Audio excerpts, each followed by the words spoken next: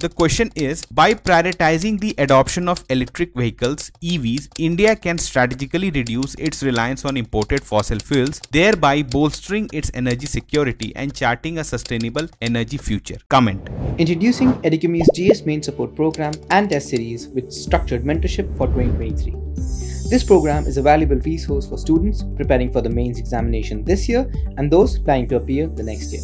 Here's what you can expect. 7 subject-wise PYQ sessions, 18 full-length tests including 2 essay tests, model answers for all test papers, post-test discussions, 8 practice tests with model answers and mentor evaluation, and structured mentorship. Get ready to excel in your mains. With this support program and test series, you can enhance your knowledge and pave the way towards fulfilling your dreams. Don't miss out on this opportunity. Register now and seize the chance to become an expert in your mains preparation. Take charge of your aspirations and make them a reality.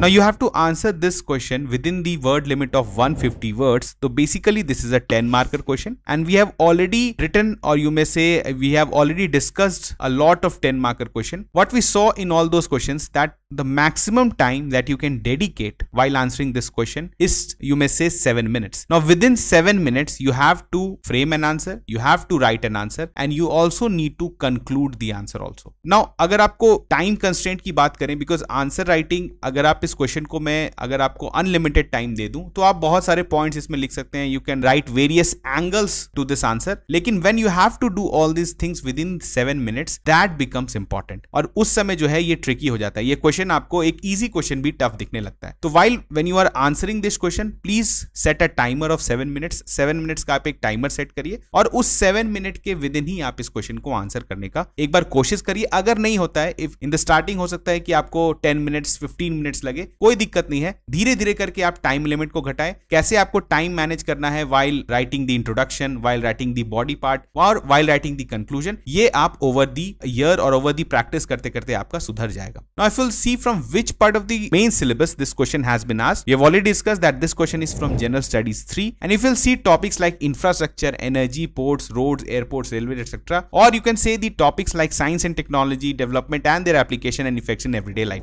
Now electric vehicle और EV is a very, you may say, it's not a very new technology. World over इस पे जो है काफी discussions हुए हैं, बहुत जगह adoptions हुआ है इस पर. Recent times में इंडिया में in the past 5 to 6 years, the government has been pushing electric vehicles very aggressively. You know, different schemes like FAME, and ये schemes के द्वारा जो है आपको पता है government push कर रही है for adoption of electrical vehicles. And अगर आप देखते होंगे markets में, you can also see a lot of brands have launched their electric vehicles. So इन सब पे based आपसे एक question पूछा गया है. Now about this topic, about electrical vehicles, you have an ample amount of information. आपके पास ample amount of information है because you have studied for the prelims also. वहां पर भी आपने इसके बारे में पढ़ा होगा, and you know कि इसके पीछे basic problems क्या हैं और इसमें गवर्नमेंट का क्या initiatives है और इसमें further क्या किया जा सकता है. तो अगर information के हिसाब से बात करें तो you have ample information. Now the main part is कि synchronize those information in a very comprehensive answer. Now this question is asked within 10 markers, so this is going to be a very, you may say, brief answer compared to what you write in a 15 marker question where the word limit is 250 words. So what we need to do in a 10 marker question is to use precise words. आप बहुत बड़ा words या बहुत बड़ा sentences अगर आप use करेंगे तो you will easily cross the limit of 150 words, and that can backfire also. आपको word limit cross नहीं करना है despite आपको कितना भी information है. आपको word limit के विंदर 140 words to 145 words, and if you are exceeding the limit of 150 words, don't go beyond 160 words. Now देखिए, examiner is not going to count the exact words, पर उसको ये अंदाज लग जाएगा कि if you have written a lot of sentences, long sentences in these questions, then it is not going to work in your favor. It is going to get you penalty marks in sometimes also. तो यहाँ पर आपको बहुत ध्यान देना है word limit को, and आपको टाइम को भी बहुत ध्यान में देना है. If you'll categorize the difficulty of this question, so you can say this is a L2 level question because you have the information, but it is asked under 150 words, so you need to frame this answer very carefully. Now let's start. The first thing we are going to do is to introduce the question to the examiner.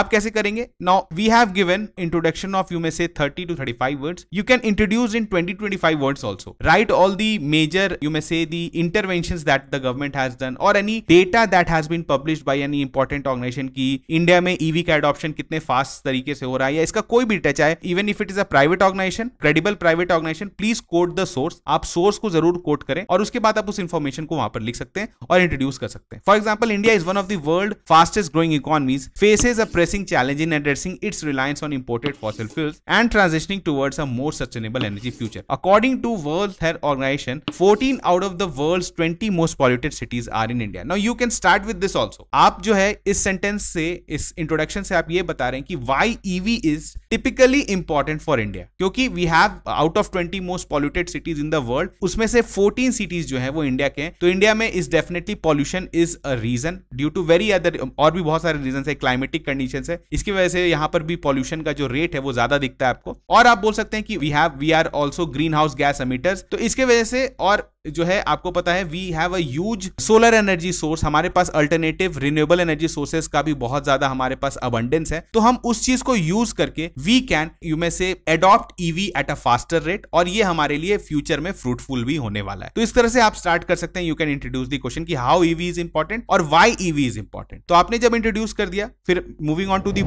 Body में क्या करते हैं, we address the requirement. Now अगर आप यहां पर question देखेंगे तो आप क्वेश्चन देखिए, by prioritising the adoption of electric vehicles, India can strategically reduce its reliance on imported fossil fuels, thereby bolstering its energy security and charting a sustainable energy future. Now this generally this happens in UPSC क्या कि आपको पता है कि now this statement can be a statement given in a newspaper. हो सकता है कि हिंदू में आपका एक कहीं पर से ये हेडलाइन दिया हुआ हो या इंडियन एक्सप्रेस में कहीं से ये हेडलाइन दिया हो, और यूपीएससी डायरेक्टली स्टेटमेंट को पिक करके आपसे एक आंसर बनाने को बोल सकता है, और आपको स्टार्टिंग में सिंटैक्स ऐसे दे सकता है कि कमेंट, एनालाइज, क्रिटिकली एनालाइज। तो इस तरह की चीजों को आपको क्या करना है, when you see a statement like this, तो आपको कोशिश करना है कि you cover the maximum angles. Now अगर आप इस स्टेटमेंट को देखेंगे, by prioritising the adoption of electrical vehicles, India can strategically reduce its reliance on imported fuels. तो सबसे पहले हम लोग देखते हैं कि इंडिया में क्या चीज है, ये क्यों हमारा मतलब रिलायंस कितना है इंपोर्टेड फ्यूल्स पे, और जो एग्जिस्टिंग हमारा जो एनर्जी सोर्सेज है वो कैसा वर्क कर रहा है। ठीक है, तो जैसे यहां पर अगर हम लिख सकते हैं कि सबसे पहले अगर अपॉर्चुनिटीज प्रेजेंट करता है इलेक्ट्रिक व्हीकल्स इन इंडिया, आप इस तरह से हेडलाइन दे सकते हैं, और आप ऐसा लिख सकते हैं कि फॉर एग्जांपल अगर we adopt EV at a faster rate, it can reduce fuel imports and cost saving. ठीक है, एक लाइन आप लिख दीजिए, India heavily relies on imported fossil fuels which not only strains the economy but also exposes its to geopolitical risk and price volatility. आपको पता है the recent conflict between the Ukraine and Russia, उसके वजह से भी India को बहुत ज्यादा प्रॉब्लम हुआ in importing of gas and oils. इसके बाद आपको पता है कि इसके वजह से we have a lot of current account deficit also. Even आपको पता है CAD का एक मेजर पार्ट है that is composed of fuels only. Fuels की वजह से हमारे पास, क्योंकि we don't produce enough,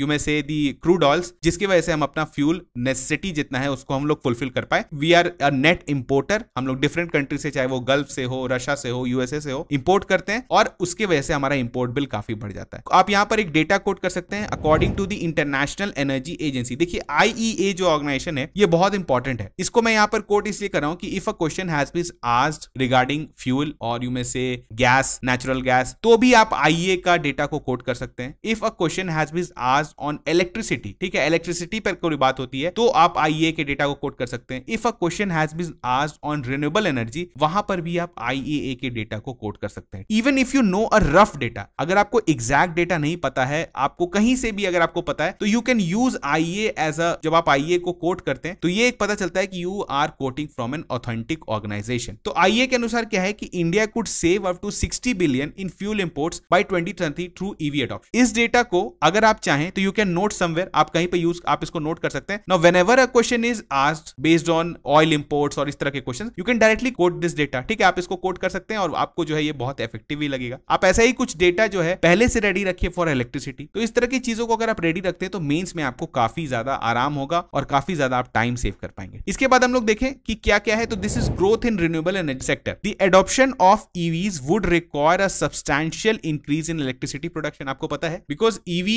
will require charging station हमें बढ़ाना पड़ेगा और भी नया नया बनाना पड़ेगा। तो इसके लिए क्या होगा, लेकिन आपको पता है कि इसमें जो इलेक्ट्रिसिटी होगा अगर वो again coal based thermal power plant से मिले तो फिर हमारा पर्पस जो है वो फेल हो जाता है। कि even if we are replacing our fossil fuel driven cars by electric vehicles but we are still producing the electricity from the coal driven thermal power plant. तो अभी भी पॉल्यूशन होगा, ग्रीन हाउस गैसेज इंक्रीज होंगे, जो pollutants हैं, जो आपके मोनोक्साइड्स हैं, कार्बन मोनोक्साइड्स हो या फिर आपके जो नाइट्रोजन मोनोक्साइड्स हो, वो स्टिल जो है वो एमिट होंगे। तो इससे हमारा पर्पस सॉल्व नहीं होगा और जो हमारा मेन जो एम है दैट विल गेट डिफीटेड। तो यहां पर आपको बोलना है कि हमारे पास क्योंकि रिन्यूएबल एनर्जी सेक्टर में बहुत ज्यादा ग्रोथ का अपॉर्चुनिटी है, चाहे वो सोलर हो, विंड हो, तो वंस ईवी का अगर डिस्ट्रीब्यूशन बढ़ता है, ईवी का मार्केट बढ़ता है, तो उससे जो रिन्यूएबल सोर्सेस से जो इलेक्ट्रिसिटी प्रोड्यूस करने का भी जो अपॉर्चुनिटीज है वो भी इंक्रीज होगा। इसके बाद environmental benefits and improved air quality, obviously आप इसको कोट कर सकते हैं कि ईवी से we can solve even the NCR में जो प्रॉब्लम होता है, आपको पता है पॉल्यूशन का, गवर्नमेंट जो है उसके लिए graded action plan and all this even odd schemes जो लाती है। तो अगर if we shift to EVs तो definitely we are going to see a less spike in the you may say the quantity of particulate matters, खास करके PM 2.5 अगर आप देखेंगे, यहां पर एक डेटा है according to report of NITI Aayog, transition to EVs could potentially reduce CO2 emissions, definitely GHG greenhouse gas emission तो घटेगा ही, साथ में पीएम 2.5 एमिशन को भी घटाया जा सकता है 40%। ना अगर ईवी एडॉप्शन होता है तो दिल्ली या फिर जो ऐसे पॉल्यूटेड रीजन्स है, इसका बहुत ज्यादा प्रॉब्लम जो है वो सॉल्व हो जाएगा, इसका उम्मीद किया जाता है। तो again this is a very huge opportunity for India to access. अगर हम लोग आगे बात करें technological advancement and manufacturing opportunities, once we move to EVs, आपको पता है, तो इसके लिए डिफरेंट आपको डोमेस्टिक मैन्युफैक्चरिंग टेक्नोलॉजिकल एडवांसमेंट्स भी होंगे, चाहे वो बैटरी टेक्नोलॉजी में हो, चार्जिंग इंफ्रास्ट्रक्चर में हो, इलेक्ट्रिकल व्हीकल कंपोनेंट्स में हो, इससे रिलेटेड हमारे यहाँ इंडस्ट्रीज आएंगी तो definitely we are going to create jobs. तो अगेन यहाँ पर जॉब का भी बहुत ज्यादा अपॉर्चुनिटी होने वाला है। इसके बाद sustainable urban transportation, now after moving to you may say personal EV vehicles, we are already moving to public transport में EVs we are going to use. बहुत जगह आप तो ईवी बस जो है वो फ्रीक्वेंटली चलाए जाने स्टेट गवर्नमेंट के द्वारा। तो इससे क्या होगा कि एक बार आपका सस्टेनेबल अर्बन ट्रांसपोर्टेशन भी डेवलप होगा और ये फर्दर पॉल्यूशन रिड्यूस करने में मदद करेगा। तो आप बोल सकते हैं कि दीज आर दी अपॉर्चुनिटीज जिसको by bringing EV India can exhaust. अब यहां पर हम लोग बात करते हैं कि चैलेंजेस क्या है सबसे ज्यादा जो electric vehicles in India. Again देखिए, because this is a model answer, now we have given every point in very detail, you don't need to write all these details while answering this question. आप यहां पर इसको minimise भी कर सकते हैं words को, because this is a model answer and ये आपके सीखने के लिए, इसको आप डायरेक्टली मत लिख लें अपने आंसर में, इसको आप ऐसा कि फुल कॉपी कर लिए, ये से आपको फायदा नहीं होगा। यहां you get the information but you frame the points on your own. आप जैसे लिमिटेड चार्जिंग इंफ्रास्ट्रक्चर है तो आप इसमें से एक लाइन लिख सकते हैं कि इंडिया में अभी करंटली अगर आप देखेंगे तो इसके वजह से बहुत बड़ा प्रॉब्लम हो रहा है कि ईवीज का सेल नहीं हो रहा है, because we have limited charging infrastructure. ऐसा नहीं है कि हर 2 किलोमीटर हर 3 किलोमीटर पे हमें एक चार्जिंग स्टेशन मिल जाता है। तो इसकी वजह से लोगों के बीच में अभी एक फियर है कि अगर हम लोग एक ईवी लेते हैं तो क्या हमें चार्जिंग का एनफ स्पॉट्स मिलेगा। नाउ इसके बाद high initial cost is again a very huge hindrance in adoption of EVs. आपको पता है if you buy a petrol car specially from brands like Maruti, you can purchase it in 4 lakh, 4 lakh तक आप एक नया ब्रांड न्यू कार खरीद सकते हैं। But even if you going to buy a very basic model of electric vehicle, it is going to cost you somewhere around 9 to 10 lakhs. So this is just the double the cost of a petrol car. तो यहाँ पर high initial cost है, आपको पता है, और ये जो है माना गया है कि this is the one of the major hindrance. अगर इसको प्राइस को अगर कम कर दिया जाए तो इसका एडॉप्शन फास्ट हो सकता है। इसके बाद limited vehicle option and variety, अभी ऑब्वियसली सारी कंपनीज ईवी लेकर नहीं आई है तो बहुत ज्यादा है क्या कि वैरायटीज मार्केट में नहीं है, कुछ कंपनीज का ही मोनोपोली है अभी अगर बोलेंगे तो, इसके वजह से भी एक प्रॉब्लम हो रहा है। इसके बाद the most important part is range limitations. Now people in India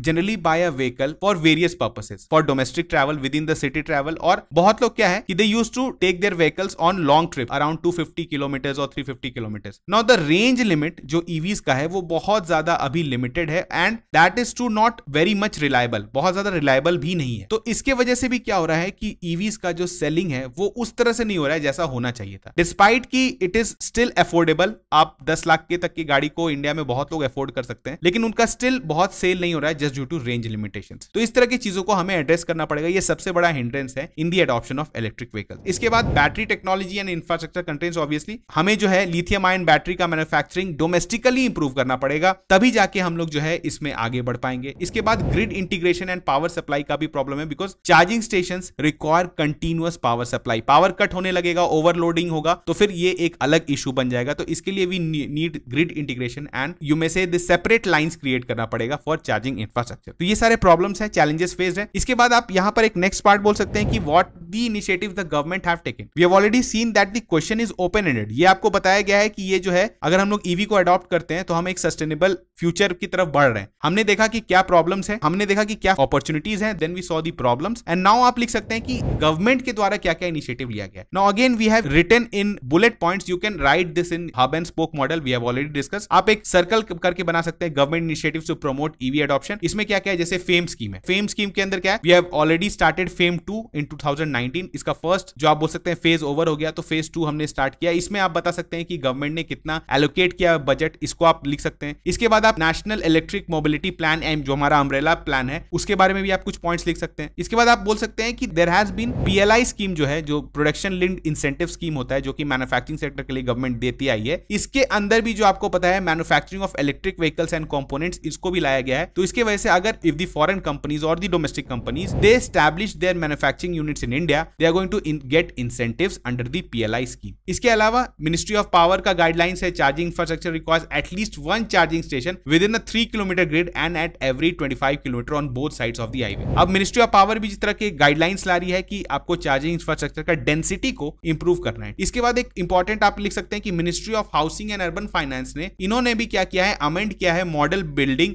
bye laws to mandate that 20% of the parking spaces in the residential and commercial building be dedicated to EV charging facilities। तो ये सारे जो different ministries जो ये step ले रही है, basically this is क्या है, to promote EVs in the country. तो आप यहां पर लिख सकते हैं ये सब पॉइंट्स को, आप you can use a hub and spoke model. And the last part is you need to conclude. Now हमने डिस्कशन कर लिया है, we have already discuss, we have already took around 15 minutes बस, लेकिन आपको क्या करना है कि इन सारे चीजों को you have to do within 7 minutes. आप कंक्लूड कर दीजिए कि इंडिया के लिए कितना इंपॉर्टेंट है to even the to achieve the sustainable development goals, उसमें भी ये कितना इंपॉर्टेंट है। तो इस तरह से चीज को आप जो है जितना डेटा कोट करेंगे, जितना जो ऐसे SDGs को आप डेफिनेटली कोट करिए। Whenever a question is asked from environment, try to use SDG, कहीं पर भी यूज करने का कोशिश करिए, और जो भी इससे रेलेवेंट SDG है, ठीक है, उसको अगर आप याद रखेंगे तो आपको बहुत ज्यादा इसमें फायदा होगा और ओवरऑल आपका आंसर जो है वो कॉम्प्रिहेंसिव लगेगा। तो हमने यहां पर देखा एक अच्छा सा क्वेश्चन था, was a relatively easier question, और हमने इसको आंसर किया, इसके क्या रिक्वायरमेंट्स थे, इसको सारे चीजों को हमने एड्रेस किया। इसी तरह से we will keep on bringing a question daily for you. What you need to do